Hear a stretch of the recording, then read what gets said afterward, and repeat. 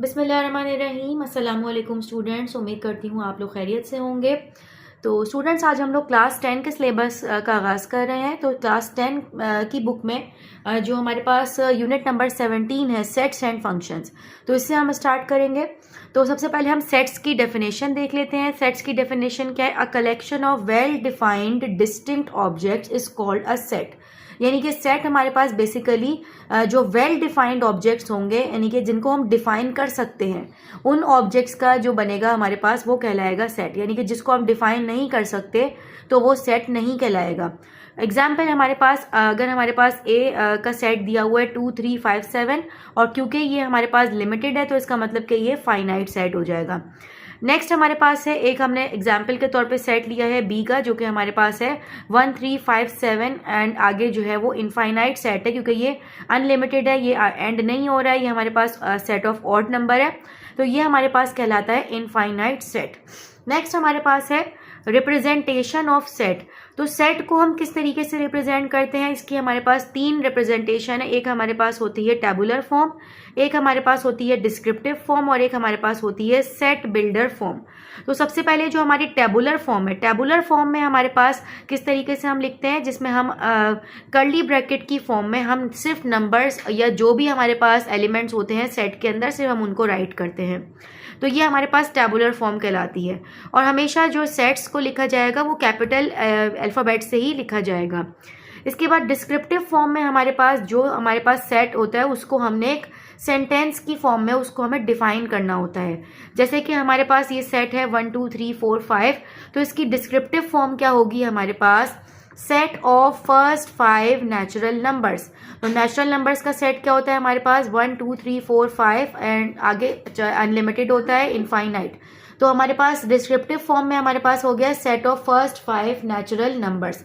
और इसके अलावा हम इसको एक और तरीके से डिफाइन कर सकते हैं डिस्क्रिप्टिव फॉर्म में, वो इस तरीके से कि set of natural numbers less than 5, यानी कि उन नेचुरल नंबर्स का सेट जो कि 5 से लेस देन होंगे। थर्ड हमारे पास जो इसकी रिप्रेजेंटेशन है वो होती है सेट बिल्डर फॉर्म। तो सेट बिल्डर फॉर्म में हम किस तरीके से रिप्रेजेंट करते हैं? हमारे पास जो इसी सेट को अगर हमने रिप्रेजेंट करना है तो सेट बिल्डर फॉर्म लिखने का तरीका आपने अच्छी तरीके से पहले समझने लाया कि सबसे पहले हमारे पास लिखा जाता है एक्स, जो कि एक्स का मतलब कि एक्स रिप्रेजेंट कर रहा है उन एलिमेंट्स को जो सेट के अंदर मौजूद है। इसके बाद हम स्लैश डाल के हम यहाँ पर डिफाइन करेंगे कि वो नंबर्स जो सेट में मौजूद हैं वो किस सेट से बिलोंग करते हैं। तो अगर तो वो नेचुरल नंबर से बिलोंग करते हैं तो हम यहाँ पे लिख देंगे x belongs to natural number for all. इसके बाद हमारे पास अब हमें आगे डिफाइन करना है कि नेचुरल नंबर्स का तो सेट हमारे पास इनफाइनाइट होता है, लेकिन नेचुरल नंबर्स के सेट में से कितने एलिमेंट सेट के अंदर मौजूद हैं, तो वो हमने यहाँ पे मेंशन कर दिया x इज लेस देन 6, यानी कि 6 से छोटे नेचुरल नंबर जो कि हमारे पास हो जाएंगे 1 2 3 4 5, वो इस सेट के अंदर मौजूद है। तो ये इसकी बिल्डर फॉर्म हो जाएगी। और इसके अलावा इसी की हम बिल्डर फॉर्म बना सकते हैं एक और तरीके से, जो कि हमारे पास हो जाएगा कि सबसे पहले हमारे पास, जैसे कि अभी हमने स्टार्टिंग तो हमने ऐसे ही करनी है बिल्डर फॉर्म में कि सबसे पहले हमारे पास एक्स आ जाएगा जो कि रिप्रेजेंट करेगा सेट के एलिमेंट्स को, फिर स्लैश डाल के फिर आगे हमने डिफाइन करना पड़ता है कि जो हमारे पास एलिमेंट्स हैं वो किस सेट से बिलोंग कर रहे हैं, जो कि ये बिलोंग कर रहे हैं नेचुरल नंबर से। फिर आगे फर्दर हमें डिफाइन करना होता है कि नेचुरल नंबर के सेट से तो बिलोंग कर रहे हैं, लेकिन कौन कौन से एलिमेंट्स हैं। तो यहाँ पर हम राइट करेंगे x is less than and equal to 5, यानी कि 5 से छोटे और 5 भी, क्योंकि इक्वल भी लगा है यहाँ पे तो 5 भी इसमें शामिल होगा, और 5 से छोटे यानी कि 1 2 3 4 और 5 तीनों इसके अंदर इंक्लूडेड होंगे। तो ये हमारे पास हो गई है रिप्रेजेंटेशन ऑफ सेट की, हमारे पास हमने तीनों देख लिए हैं। इसके बाद नेक्स्ट हमारे पास है डेफिनेशन नल सेट। तो नल सेट क्या होता है? A set with no element is called null set. It is denoted by phi और एम्प्टी सेट। तो इसको हम फाई कहते हैं और हम इसको एम्प्टी सेट से भी शो कर सकते हैं। तो नल सेट की डेफिनेशन से ही आपको समझ आ रहा है, वो सेट जिसके अंदर कोई भी एलिमेंट मौजूद नहीं होगा वो नल सेट कहलाएगा। इसके अलावा नल सेट में हमारे पास 2 बातें हैं जो हमने नोट करनी है। सबसे पहली बात कि null set is subset of its set. जो नल सेट होता है वो अपने ही सेट का सबसेट होता है। इसके अलावा सेकंड जो पॉइंट हमने नोट करना है वो ये कि null set is subset of every set. यानी कि हर सेट का सबसेट नल सेट भी लाजमी होता है।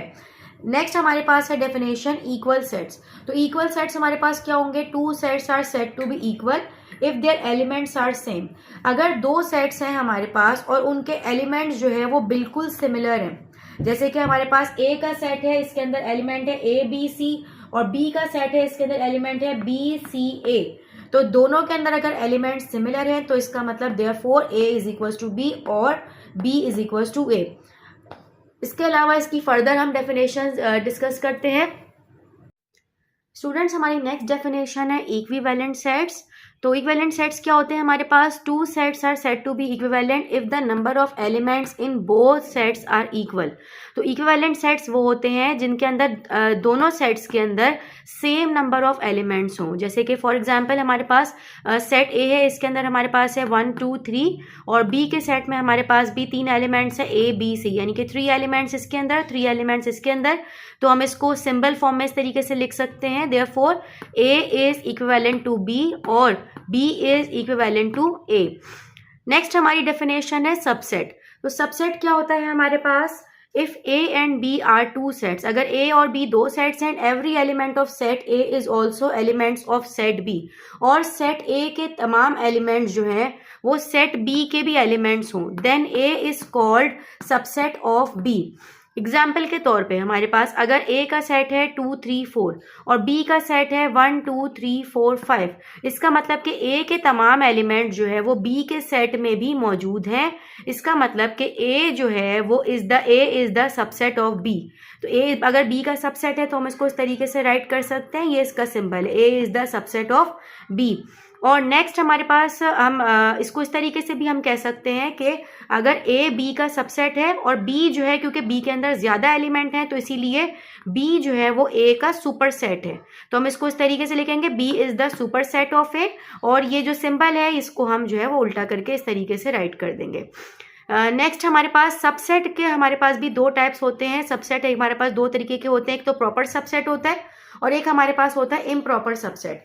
तो स्टूडेंट्स, प्रॉपर सबसेट क्या होता है कि अगर हमारे पास दो सबसेट्स हैं, फॉर एग्जांपल ए के अंदर हमारे पास एलिमेंट्स हैं ए बी, और बी के अंदर हमारे पास एलिमेंट्स हैं ए बी सी डी, यानी कि ए के जो तमाम एलिमेंट्स हैं वो बी के अंदर लाजमी मौजूद होने चाहिए, लेकिन बी से कम होने चाहिए, मतलब कि बिल्कुल बी के इक्वल नहीं हो अगर बी से कम एलिमेंट्स हैं ए के अंदर। सिमिलरली हमारे पास सेकेंड एग्जाम्पल है कि अगर ए का सेट है 1 2 3 और बी का सेट है 1 2 3 4 5, यानी कि ए के सेट के तमाम एलिमेंट्स बी में मौजूद हैं लेकिन कंप्लीट नहीं है, कुछ एलिमेंट्स मौजूद हैं। तो इस तरीके से ए जो है वो प्रॉपर सबसेट कहलाएगा बी का, तो इसका सिंबल इस तरीके से लिखा जाएगा, A is the proper subset of B.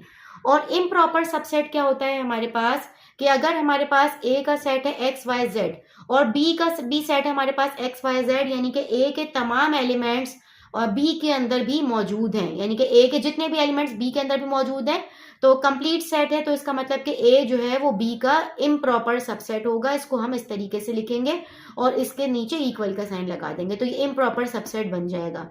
Next example में अगर हमारे पास ए के सेट में 2 3 5 7 11 ये एलिमेंट्स हैं और बी के सेट में भी सेम यही एलिमेंट्स, यानी कि बी के तमाम एलिमेंट्स ए के अंदर मौजूद हैं, तो इसका मतलब कि ए जो है वो इम्प्रॉपर सबसेट है बी का। नेक्स्ट हमारे पास डेफिनेशन है पावर सेट।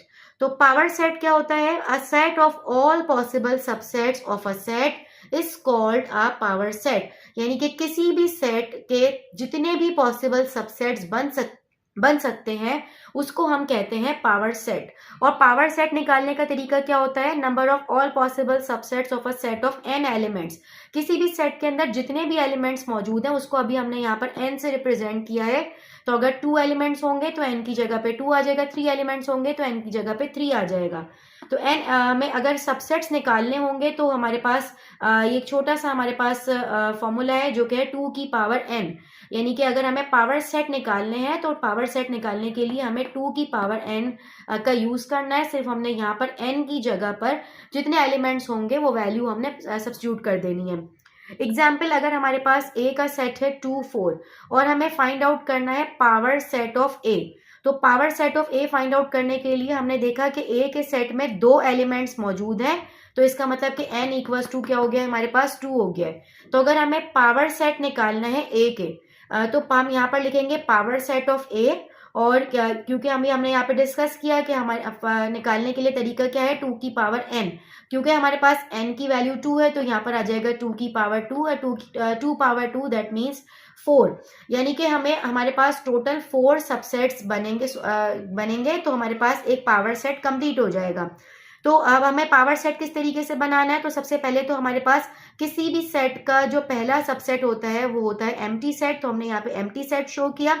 नेक्स्ट हमारे पास जो भी सेट का सबसेट अगर हमें बनाने, तो सबसे पहले हम तमाम एलिमेंट्स का अलग अलग सेट बनाते हैं, यानी कि एक एक एलिमेंट का सेट, और उसके बाद फिर हम 2 एलिमेंट्स का सेट बनाते हैं। क्योंकि इस सेट के अंदर 2 ही एलिमेंट्स मौजूद हैं तो इसीलिए हमारे पास 1 एलिमेंट के बाद लास्ट में 2 एलिमेंट्स आ जाएंगे, मजीद एलिमेंट्स नहीं है। तो इस तरीके से इसका पावर सेट कंप्लीट हो जाएगा, और इसके थ्रू हमें पता चला कि हमारे पास पावर सेट के अंदर 4 सेट्स बनेंगे, जो कि हमारे पास ऑलरेडी 1 2 3 4 सेट्स कंप्लीट हो गए हैं। तो ये हमारे पास हो गया है, इसका पावर सेट कंप्लीट हो गया है।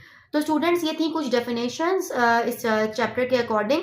तो अब हम जो है वो इसकी एक्सरसाइज करेंगे नेक्स्ट वीडियो में इंशाल्लाह, और कोई भी इससे रिलेटेड क्वेश्चन हो आप लोग ज़रूर राइट कर सकते हैं। इंशाल्लाह फिर नेक्स्ट वीडियो में मिलते हैं। अल्लाह हाफिज़।